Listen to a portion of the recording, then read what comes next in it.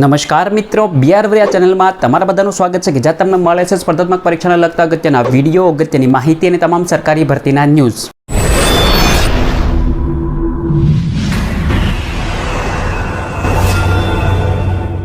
तो मित्रों छेल्ला थोड़ाक दिवस पहला है ए ओबीसी एटले के एसीबीसी ना विद्यार्थीओ माटे एसीबीसी ना उम्मीदवारों माटे छे जे क्रिमिनल सर्टिफिकेट ની મુદતમાં વધારો કરવામાં આવ્યો તો એની ડિટેલ તમને માહિતી વિડિયો આપેલો હતો। જો એ વિડિયો તમે હજુ સુધી જોયો ન હોય તો તમને છે એ ઉપર આઈ બટન ઉપર લિંકો આપી દઉં છું, એ વિડિયો ખાસ જોજો, એની પણ તમને માહિતી મળી જશે। આજના વિડિયોની અંદર છે EWS કેટેગરીના જેટલા ઉમેદવારો છે એ ઉમેદવારો માટે એક સમાચાર આવેલા છે, मतलब કે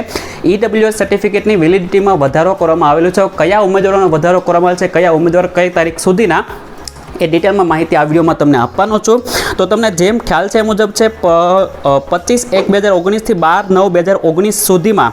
જેનો કોઈ પણ EWS પ્રમાણપત્ર કઢાવેલા હતા તેઓની નાણાકીય એક વર્ષ માટે છે એ માન્યતા રહેલી હતી સર્ટિફિકેટની, એટલે કે તારીખ 25/1/2019 થી 12/9/2019 સુધીના જેટલા ઉમેદવારો હતા એ બધાને એક જ વર્ષ માન્યતા રહેલી હતી અને એ બધાની વેલિડિટી છે એ મોસ્ટ ઓફ હમણાં પૂરી થવા આવી છે, ઘણા ખરા પૂરી થઈ ગઈ છે। તો ગુજરાત સરકારે છે ઓફિશિયલ GR બહાર પાડી છે એ આવા લોકોની છે મુદ્દતમાં વધારો કરી દીધેલો છે, એટલે કે 3 વર્ષની મુદ્દત વધારી દીધી છે। એટલે કે તારીખ 25/1/2019 થી તારીખ ખાસ યાદ રાખજો, તારીખ 25/1/2019 થી તારીખ 12/9/2019 સુધીમાં આ સમયગાળા દરમિયાન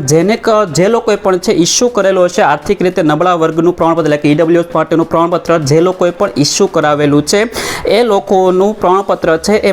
ઇસ્યુ થયાના તારીખથી 3 વર્ષ સુધી માન્ય રહેશે, આવો સ્પષ્ટ GR આમાં જાહેર કરેલો છે। એટલે કે આ તારીખના ઉમેદવારો જેટલા છે એ ઉમેદવારો છે 3 વર્ષ વેલિડિટી વધી ગઈ છે। ત્યારબાદ વાત કરીએ તો તારીખ 12/9/2019 પછીના જેટલા ઉમેદવારોએ પણ સર્ટિફિકેટ કઢાવેલું છે, એટલે કે તમારા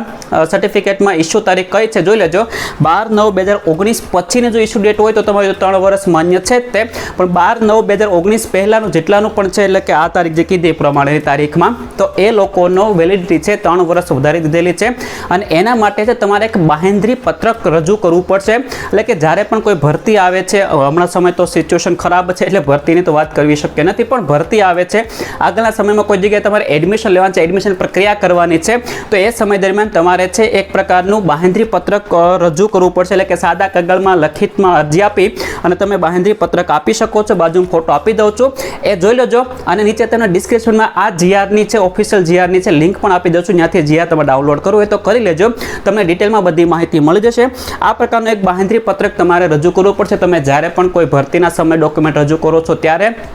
અને